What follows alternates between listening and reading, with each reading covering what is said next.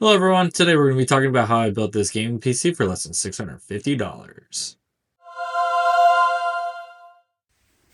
Starting off with the focal point of any proper gaming PC, we have our GPU, the Nvidia RTX 3060 Ti, which I got for $225 from my local Facebook Marketplace. This GPU has 8GB of VRAM and features such as DLSS and ray tracing.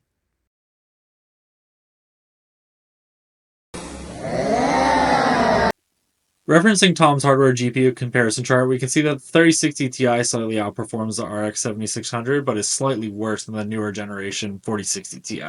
Next up, we have our CPU, the Ryzen 7 3700X, cooled by the Jonsbo CR1400 Evo ARGB, which I got for around $100 on AliExpress. For the motherboard, we are using the Asus Prime B550 Plus AC-HES, which I picked up on Amazon for $100. It's a full ATX motherboard and a great budget option with features such as PCIe Gen 4 and built-in Wi-Fi.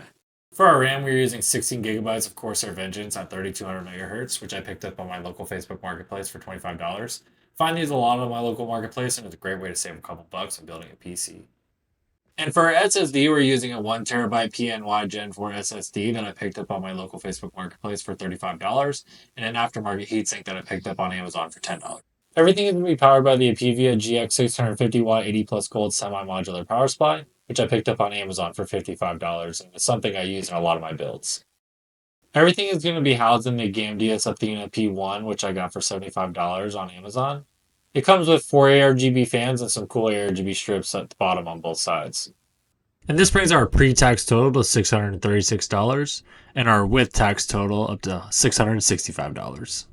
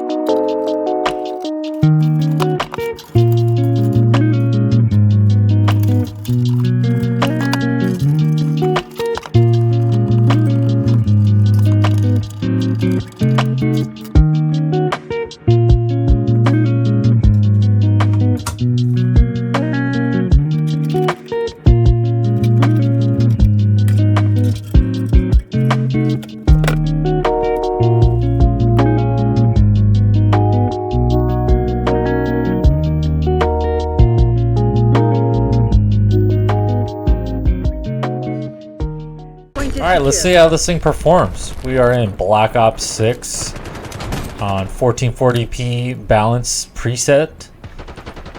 You know, nothing crazy. Standard settings. But let's turn on frame generation. See how that goes.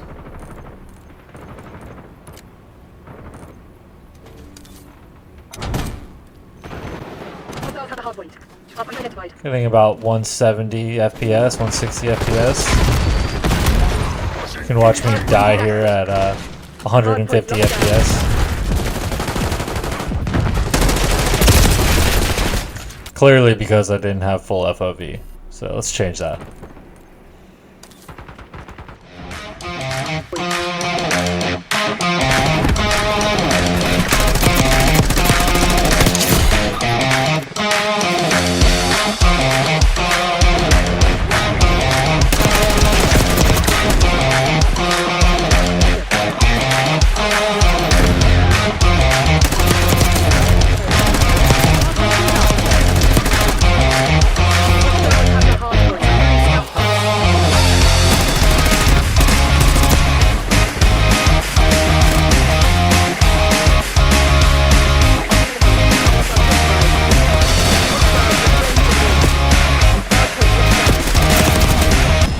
I think I definitely plays on console.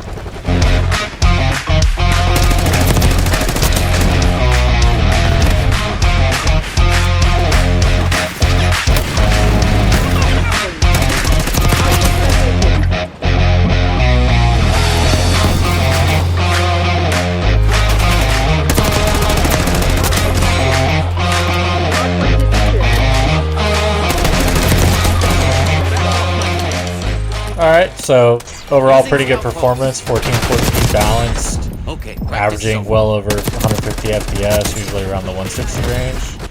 So now we're jumping into Fortnite, again at 1440p, high settings.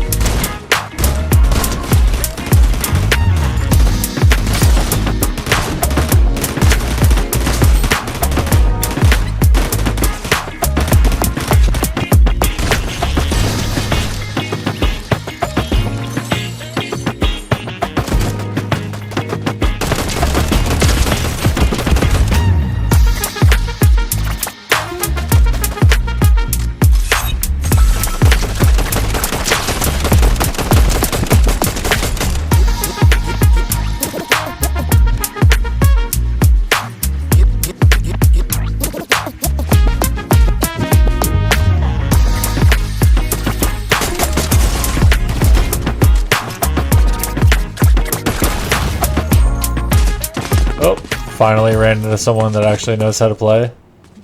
And 20th place, not so bad. Now we're going to jump into Cyberpunk on 1440p. And we are going to use the high preset and enable frame generation.